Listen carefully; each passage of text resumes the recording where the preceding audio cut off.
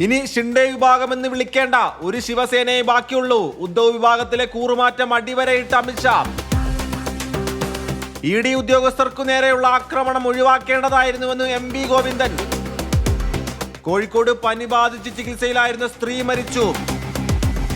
യൂറോപ്പുകാർക്കില്ലാത്ത flex ഭ്രാന്ത് നമുക്കെന്തിന്? Football ആരാധനയ്ക്കെതിരെ കടുത്ത വിമർശനവുമായി അബ്ദുസ്സമദ് പൂക്കോട്ടൂർ. സ്റ്റാലിനെ കൈവിട്ട് മുസ്ലിം ലീഗും തമിഴ്നാട്ടിൽ സഖ്യം വിട്ടതായി പ്രഖ്യാപനം.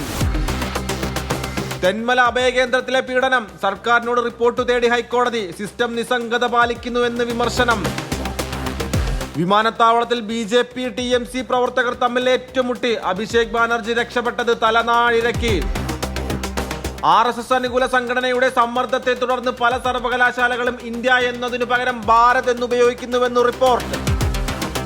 ചൂതാട്ടം നിർത്തൂ, കുട്ടികൾക്ക് ഉത്തരവാദിത്തമുള്ള വിദ്യാഭ്യാസ സമ്പ്രദായം ആവശ്യമാണ്. നീറ്റ് വിവാദത്തിൽ കേന്ദ്രത്തിനെതിരെ രാഹുൽ ഗാന്ധി. ഞങ്ങൾ ഒറ്റക്കെട്ട്, വിവാദങ്ങളിൽ പ്രതികരിച്ച് ക്രിസ്ത്യാനോ റൊണാൾഡോ.